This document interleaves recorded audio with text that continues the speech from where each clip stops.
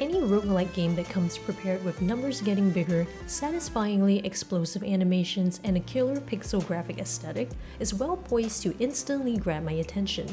In that regard, Rune Dice understood the assignment.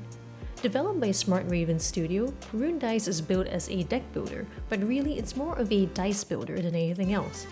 As the name suggests, Rune Dice's main conceit is all about dealing damage by rolling dice.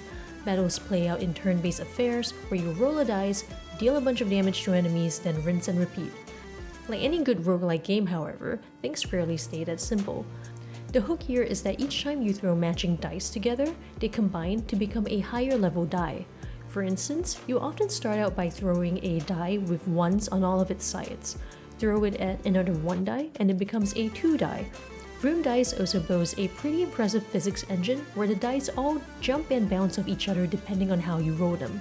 If the 2 die you just created happens to tip toward another nearby 2 die, it becomes a 3 die, and so on and so forth.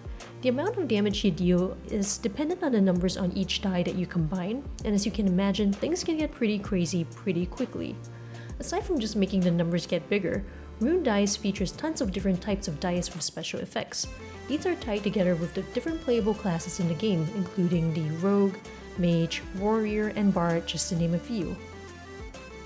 The Rogue specializes in dodging, which means that you'll usually start out with dice with dodge effects. Combine the dice successfully and your Rogue will be able to dodge the next enemy attack. The Mage is where things start to get really interesting, as you gain access to more zany dice effects, such as AoE magic and freezing. The Warrior, on the other hand, is more focused on blocking and stunning. There's so many different dice to experiment with, and the dice building aspect of the game kicks in as you get further into a run and you're forced to start thinking about what types of dice you want to start a battle with. When you first start out, it might be tempting to grab as many 1 dice as possible. After all, these are the primary building blocks of how much damage you can deal. However, I'd recommend getting rid of these and start off with higher level dice as you unlock more biomes. At some point, chaining effects becomes much more effective than simply trying to hit bigger numbers, and your strategy will naturally shift to trying to pinball your dice off each other to get multiple dice combinations in a single turn. Your runs take place on an overworld map with multiple paths to choose from. There are regular battles, tough battles, and other nodes that let you upgrade your dice, get perks from a jester, or purchase and sell items at a shop. There are also relics and runes to collect. The former are kind of like items you can equip that give you various boons for that particular run, while the latter are one-use items for combat. For instance, there are relics that allow you to recover a set amount of HP after each battle, while runes can be used to weaken or confuse your foes, or pull all the dice together on the field to get some free combinations before you even roll your first die. I will say that the difficulty ramps up very quickly in Rune Dice. While the game only has 3 biomes, the jump from the first to second is pretty significant. This desert-themed biome comes with more enemy effects that you need to deal with, such as poison and counters, which will force you to eat extra damage that could kill you before you even get to take your next turn. Being forced to think out of the box and strategize is great, though I do wish the difficulty ramp was just a little bit gentler. I do also wish there were more biomes. At present, you'll need to defeat 3 different bosses in each biome in order to unlock the next one.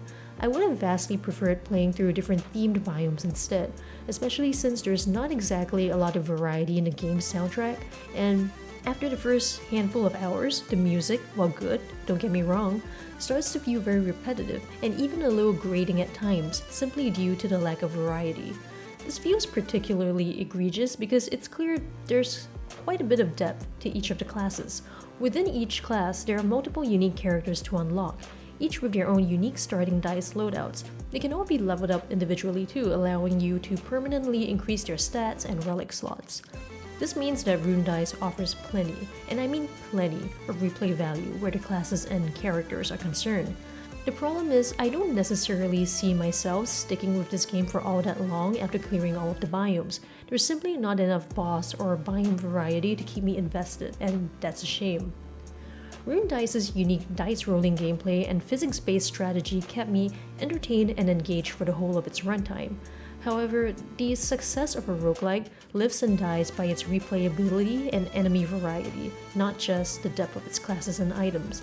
I think genre fans will likely be pleased with what Rune Dice has to offer, but considering how crowded the genre itself is right now, It's just difficult to give this one a full-throated recommendation as it stands. And with that, I give Rune Dice 3.5 out of 5 stars.